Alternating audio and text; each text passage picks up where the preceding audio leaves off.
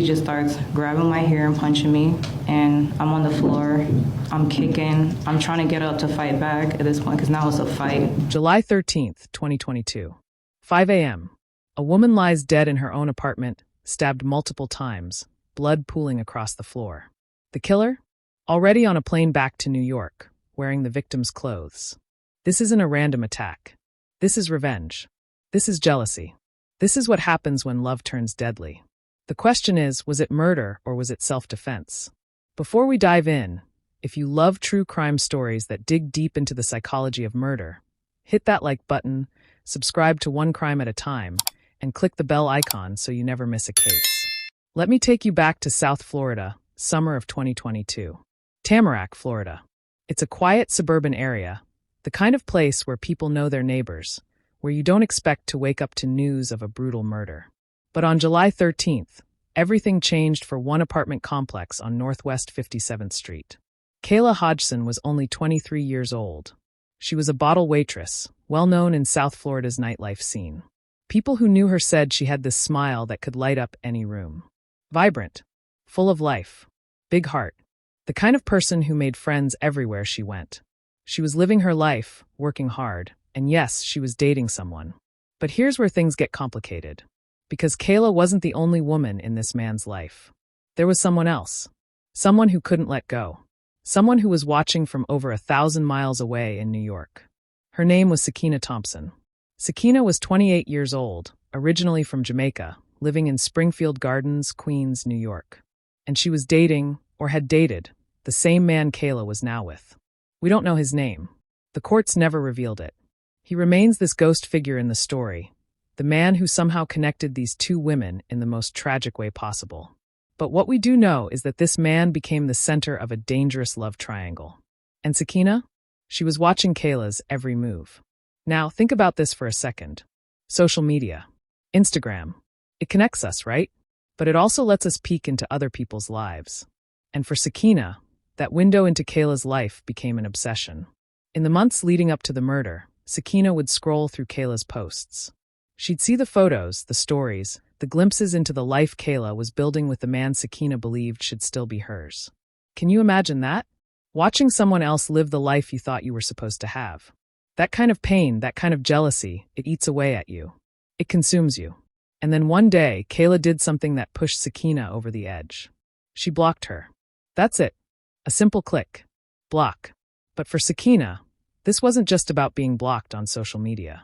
This was rejection on a whole different level. This was Kayla saying, "You don't exist to me. You don't matter. Stay out of my life." And according to what came out in trial, Sakiyna admitted she got upset when Kayla blocked her. That block became the spark that lit the fuse. Because what happened next wasn't just a spur-of-the-moment decision fueled by rage. This was calculated. This was planned. And that's what makes this case so chilling. Days before July 13th, Sakiyna booked a flight from New York to South Florida. She packed a bag. She made arrangements. And here's the chilling part. She created a fake Uber account. Let that sink in for a moment. Why would you need a fake Uber account unless you were planning to hide your tracks? Unless you knew that what you were about to do was wrong and you needed to cover your identity? Think about it. She wasn't coming down to Florida for a vacation. She wasn't coming to reconcile. She was coming with a purpose. So there she is flying down to Florida, and the whole time she's carrying this rage, this jealousy, this need for confrontation. She checks into a hotel somewhere in the area. And in the early morning hours of July 13th, around 4 a.m., she orders that Uber using the fake account. She puts on a hat, a COVID mask to hide her face from cameras, and she heads to Kayla's apartment complex at Tamarack Village Apartments. Now imagine this. It's 5 a.m. The world is still quiet. Most people are still asleep. The sun hasn't even come up yet. Kayla is in her apartment, probably winding down from her shift at work, maybe getting ready for bed, scrolling through her phone, completely unaware. She has no idea what's about to happen. She has no idea that someone traveled over 1,000 miles just to confront her. And then there's a knock at the door. Kayla opens the door. And standing there in a hat and mask is Sakiyna Thompson, the woman her boyfriend used to date. The woman she blocked on Instagram. The woman who should be in New York, not standing at her doorstep at 5 in the morning. What do you think went through Kayla's mind in that moment? Confusion? Fear? Anger? But Sakiyna didn't come all the way from New York for a friendly chat. According to what Sakiyna later told police and testified to in court, she wanted to have a woman-to-woman conversation. She wanted to talk about the man they were both involved with. She wanted to understand why Kayla had blocked her. She wanted Kayla to know that she was still in the picture, that she still mattered. But here's where the stories split. Here's where we have to look at what actually happened versus what Sakiyna claimed happened. Because this is where the truth gets buried under lies and self-preservation. Sakiyna's version? She said Kayla let her in. They started talking. But then, according to her testimony, things escalated quickly. She said Kayla attacked her first. She testified, with tears streaming down her face in that courtroom, that Kayla became aggressive, that she punched her in the face. And then, according to Sakiyna, Kayla grabbed a piece of glass from a hookah that was in the apartment and slashed her across the stomach. Now here's an important detail. Sakiyna was 2 months pregnant at the time. She was carrying a baby, due in December of 2022. So she's standing there in court crying, showing the jury her scars, telling them, "I was protecting myself. I was protecting my unborn baby. Kayla came at me with that glass. I thought she was going to kill me and my baby. I blacked out. I don't remember exactly what happened. The next thing I knew, I was holding a knife and Kayla was on the floor, not moving." Self-defense. That was her story. That was the narrative her defense attorneys, Rose Maritzel and Emma Wilkes, pushed throughout the entire trial. They told the jury this wasn't murder. This was a woman fighting for her life. This was a mutual fight that went horribly wrong. They even had medical evidence showing Sakiyna had been cut on her stomach. So in their version, Sakiyna was the victim here too. But prosecutors? They weren't buying it. Not for a second.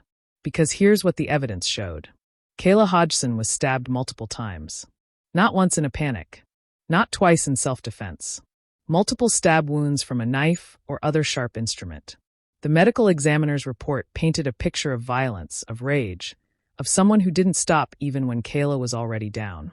This wasn't just defending yourself. This was fury unleashed. This was someone who wanted Kayla dead. And after Kayla was dead, after she lay there bleeding out on her own apartment floor, what did Sakiyna do? Did she call 911? Did she try to help? Did she run out screaming for someone to save Kayla? Did she do anything that someone who just acted in self-defense would do? She was afraid to call the police. Why would they believe her? She panicked. No. She cleaned up. Think about that. Your adrenaline is pumping. You just killed someone. If it really was self-defense, if you really just fought for your life, wouldn't you be in shock? Wouldn't you be calling the police, explaining what happened, begging for help? But that's not what Sakiyna did. She grabbed Lysol wipes and paper towels. She started wiping down surfaces. She was erasing evidence. She took off her bloody clothes, the ones covered in Kayla's blood, and she threw them in the trash. She tried to clean herself up. And then, in one of the most disturbing and calculated details of this entire case, she changed into Kayla's clothes. She went through the dead woman's closet, picked out an outfit, and put it on. She literally walked out of that apartment wearing her victim's clothes. Surveillance cameras from the apartment complex caught everything. They showed Sakiyna arriving around 4 a.m. in one outfit, hat and mask covering her face. And they showed her leaving around 5 a.m., maybe an hour later, wearing completely different clothes. Kayla's clothes. She took that fake Uber back to her hotel. She packed up her things. And she got on the first flight back to New York. Just like that. Like she could just leave and pretend it never happened. And for hours, Kayla's body lay there in that apartment, alone, undiscovered. The blood drying. The scene getting colder. Until around 3 p.m. that afternoon when someone finally called 911 and reported an unresponsive woman in a second-floor apartment.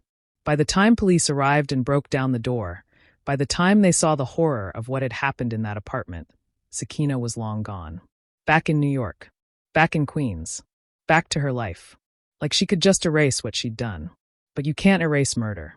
And you can't outrun the truth. The investigation moved fast. Detectives in Tamarack weren't about to let this go unsolved. They started pulling everything. Surveillance footage from the apartment complex. Security cameras from nearby businesses. They tracked down rideshare records, and that's when they found the fake Uber account. They traced flight records and discovered Sakiyna had flown down from New York just days before the murder. They interviewed neighbors who heard arguing that morning. They built a timeline, piece by piece, that pointed directly at Sakiyna Thompson. And here's something that really sealed the case. They found evidence on Sakiyna's phone and social media that showed she had been obsessing over Kayla. The messages, the posts, the pattern of someone who couldn't let go. Prosecutors would later argue that Sakiyna had been planning this for a while, that the blocking incident was just the final trigger. On July 25th, just 12 days after Kayla's murder, a warrant was issued for Sakiyna Thompson's arrest on charges of first-degree murder. On August 3, 2022, officers from the New York City Police Department showed up at her home in Springfield Gardens, Queens. They arrested her right there. She was held at the Rose M. Singer Center on Rikers Island while she fought extradition. But by October 2022, she was back in Florida, sitting in a Broward County jail cell, being held without bond, waiting for her day in court. And that day came in October 2024, nearly 2 years after Kayla's death. 2 years of Kayla's family waiting for justice. 2 years of Sakiyna sitting in jail, probably going over her story again and again, preparing for trial. The trial lasted nearly 3 weeks, and it was intense. The prosecution, led by Assistant State Attorney Tanya Johnson, came out swinging. They presented the surveillance footage. They showed the jury the fake Uber account. They brought in phone records. They showed the disguise, the planning, the premeditation. They played body camera footage from the officers who first responded to the scene, and let me tell you, that footage was graphic. It showed the reality of what happened in that apartment. The blood, the violence, the brutality of Kayla's death. Prosecutors argued that Sakiyna flew to Florida with one goal in mind: to kill Kayla Hodgson. They called her jealous and insecure. They said she couldn't handle the fact that this man had moved on, that he was with someone else. And when Kayla blocked her on social media, that was the breaking point. That was when Sakiyna decided she was going to do something about it. Tanya Johnson stood in front of that jury and said, "Being attacked and brutally murdered in your own home, that's terrifying." She reminded them that Kayla was just 23 years old. She had her whole life ahead of her. She was in her own home, her safe space, and someone came there and took her life. There was no way this was self-defense. This was murder, plain and simple. But the defense fought back hard. Sakiyna's attorneys painted a different picture. They said yes, Sakiyna went to Florida. Yes, she went to Kayla's apartment. But she didn't go there to kill anyone. She went there to talk, woman to woman, to clear the air, to understand what was happening with this man they both cared about. And according to the defense, it was Kayla who became violent. They said Kayla punched Sakiyna in the face. They showed the jury photos of bruises on Sakiyna's face. They showed the scar on her stomach where Kayla allegedly slashed her with the hookah glass. And they emphasized over and over that Sakiyna was pregnant. 2 months pregnant, carrying a life inside her. The defense argued that when Kayla attacked her, when she felt that glass cut across her stomach, Sakiyna genuinely believed she and her baby were going to die. And in that moment of terror, she fought back. She didn't plan to kill Kayla. She blacked out. It was instinct. It was survival. And then Sakiyna herself took the stand. She testified for 2 days. She cried. She showed emotion. She told the jury her version of events. She said she never meant for any of this to happen. She said she just wanted to talk. And when the jury looked at her, they saw a woman who had also been hurt that night. They saw the scars. They heard the tears. But then the prosecution cross-examined her. And that's when things started to fall apart for Sakiyna. Because they asked her about the cleaning. Why did you wipe down the apartment if you were defending yourself? Why did you throw away your clothes? Why did you change into Kayla's clothes? Why didn't you call 911? Why didn't you stay and tell police what happened? And Sakiyna's answers? They didn't add up. She said she was scared. She said she panicked. She said she didn't know what to do. But prosecutors hammered home one point. Innocent people don't act like that. People who defend themselves don't clean crime scenes. They don't steal their victims' clothes. They don't flee the state. Closing arguments lasted 4 hours. For hours of both sides making their final pitch to the jury. The defense begged them to see this as a tragic fight, a moment of panic, not premeditated murder. The prosecution reminded them of every piece of evidence that showed planning, intent, and consciousness of guilt. And then the jury went to deliberate. When they came back on October 15, 2024, the courtroom was packed. Kayla's family sat on one side, holding hands, praying for justice. Sakiyna sat at the defense table, probably holding her breath, hoping the jury believed her. The foreperson stood up. We the jury find the defendant, Sakiyna Thompson, guilty of first-degree murder. Kayla's family broke down. They cried tears of relief, of pain, of finally getting some sense of justice for their daughter, their sister, their loved one. They hugged each other. One family member said through tears, "We're just so thankful that the jury was able to see the story for what it is. Kayla did not deserve to die the way that she did." And they were absolutely right. Kayla didn't deserve any of this. She was 23 years old. She had dreams. She had a future. And it was stolen from her in the most violent way, in her own home, at 5 a.m, by someone who couldn't handle rejection. Sakiyna Thompson is now serving life in prison without the possibility of parole. She gave birth to her baby while incarcerated. That child will grow up visiting their mother behind bars, knowing she's there for murder. And Kayla? She never got to grow old. She never got to see what her life could have been. Her family set up a GoFundMe to help cover funeral costs. They've been working tirelessly on social media to keep Kayla's name alive, to make sure people remember her, not just as a victim, but as a person who mattered. And the man at the center of all this? The one both women were fighting over? His identity was never revealed. He gets to walk away from this tragedy while 2 lives, Kayla's and Sakiyna's, are destroyed forever. So let me ask you this. What drives someone to murder over a relationship? Was it really love, or was it possession? Because here's the thing, if you truly love someone, you don't kill for them. You don't take another person's life because they're with someone you used to be with.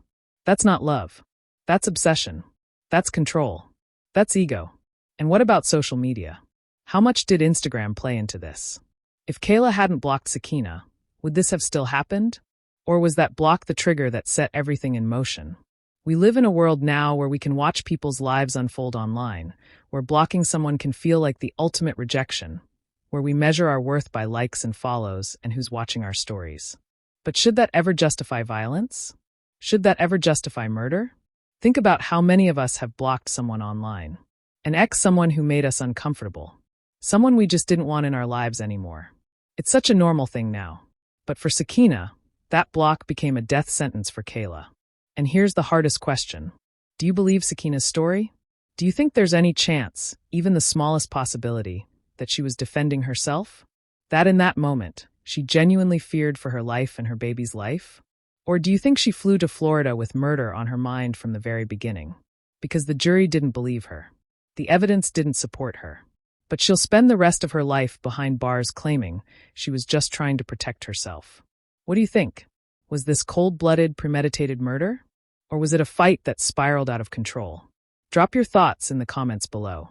I want to hear what you think about this case. Do you think justice was served? Or do you think there's more to this story? If you found this case interesting, watch this next. The story of Kayla Hodgson, a young woman who was kidnapped and murdered, shot in the head execution style. Her body wasn't found for over 2 weeks of desperate searching. And when police finally located her at a school, the investigation revealed something even more horrifying. Check out the video on this channel to hear that story. Trust me, you won't want to miss it. I'll see you there.